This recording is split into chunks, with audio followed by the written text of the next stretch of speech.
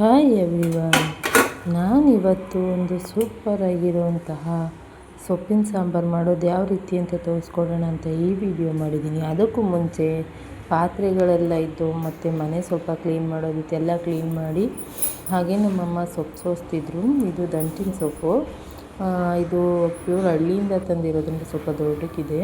ಹಾಗೆ ಇದಕ್ಕೋಸ್ಕರ ನಾನು ತೆಂಗಿನಕಾಯಿ, ಟೊಮೊಟೊ, ಈರುಳ್ಳಿ ಮತ್ತು ಬೆಳ್ಳುಳ್ಳಿ ಇದನ್ನು ಒಂದು ಬಿಸಿನೀರನ್ನು ಮುಂಚೆನೇ ಸ್ವಲ್ಪ ಬಿಸಿನೀರು ಕಾಯೋಕ್ಕೆ ಇಟ್ಕೊಂಡಿದ್ದೀನಿ.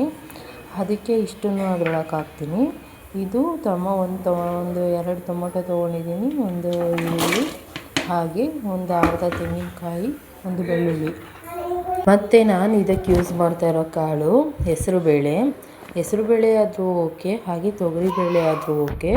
ಇದನ್ನು ಕೂಡ ನೀರಿನ ಒಳಗೆ ಹಾಕ್ಕೊಳ್ತೀನಿ. ಬಿಸಿ ಮಾಡಿರೋ ನೀರೊಳಗೆ ಹಾಕ್ಕೊಂಡ್ರೆ ವಿಷಲ್ ಹಾಕ್ಸೋದು ತಪ್ಪತ್ತೆ. ಇಲ್ಲ ಹಾಗೆ ತಣ್ಣೀರೊಳಗೆ ಹಾಕ್ಕೊಳ್ತೀನಿ ಅಂದರೆ 1-2 ವಿಷಲ್ ಹಾಕ್ಸ್ಕೊಳ್ಳಿ. ಹಾಗೆ ನಾನು ದಂಟಿನ ಸೊಪ್ಪನ್ನೆಲ್ಲ ಚೆನ್ನಾಗಿ ತೊಳ್ಕೊಂಡಿದ್ದೀನಿ.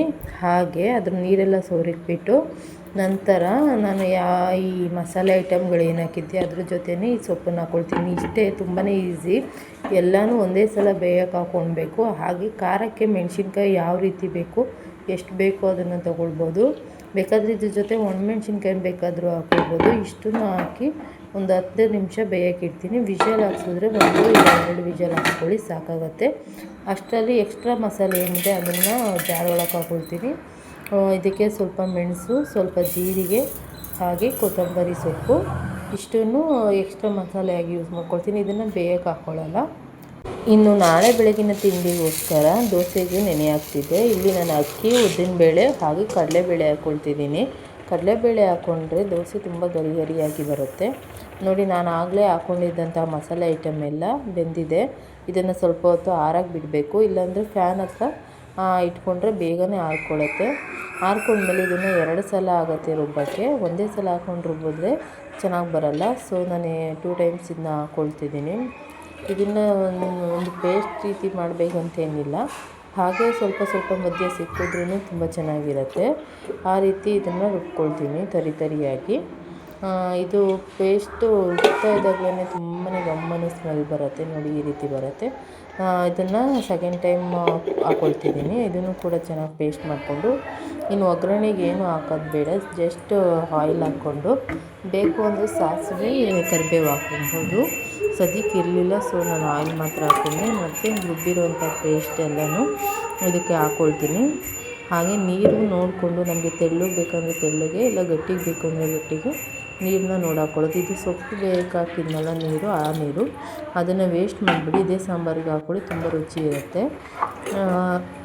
ಇದು 1-2 ಕುದಿ ಬಂದ ತಕ್ಷಣ ಆಫ್ ಮಾಡ್ಕೊಳ್ಳಿ. ಯಾಕಂದರೆ ಇದು ಆಲ್ರೆಡಿ ಇದರಲ್ಲಿ ಮಸಾಲೆ ಐಟಮ್ ಎಲ್ಲ ಬೆಂದಿರೋದ್ರಿಂದ ಜಾಸ್ತಿ ಹೊತ್ತು ಏನು ಬೇಯೋದು ಬೇಡ. ನೋಡಿ ಎಷ್ಟು ಚೆನ್ನಾಗಿದೆ, ಇಷ್ಟೇ ಗ್ರೀನರಿ ಆಗಿರುತ್ತೆ. ನಾವು ಇಷ್ಟು ಕಡಿಮೆ ಸೊಪ್ಪು ಹಾಕ್ಕೊಂಡ್ರೆ ಎಷ್ಟು ಗ್ರೀನಾಗಿ ಬಂದಿದೆ ನೋಡಿ. ಇದಕ್ಕೆ ಸ್ವಲ್ಪ ಅರಿಶಿನ ಹಾಕ್ಕೊಳ್ತಿದ್ದೀನಿ. ಹಾಗೆ ರುಚಿಗೆ ತಕ್ಕಷ್ಟು ಉಪ್ಪಿದ್ರೇ ಸಾಂಬಾರು ತುಂಬ ರುಚಿಯಾಗಿರೋದು. ನೋಡಿ ಹಾಕ್ಕೊಳ್ಬೇಕು. ಜಾಸ್ತಿ ಆಗಿಬಿಟ್ರೆ ಬೇಕಾದರೆ ಎಕ್ಸ್ಟ್ರಾ ನೀರು ಹಾಕ್ಕೊಂಡು ನಾವು ಇದನ್ನು ಕುದಿಸ್ಕೊಬೋದು. ಇಷ್ಟೇ, ಸಾಂಬಾರು ಒಂದು 10 ಮಿನಿಟ್ಸಲ್ಲೆಲ್ಲ ರೆಡಿ ಆಗಿಬಿಡುತ್ತೆ. ಸೊಪ್ಪೊಂದು ಸೋಸಿಟ್ಕೊಂಡಿದ್ದೆ. ಹಾಗೆ ಪಾತ್ರೆಗಳನ್ನೆಲ್ಲ ವಾಶ್ ಮಾಡಿಬಿಡೋಣ ಅಂತ ಬೇಗ ವಾಶ್ ಮಾಡಿ ಮುಗಿಸ್ದೆ.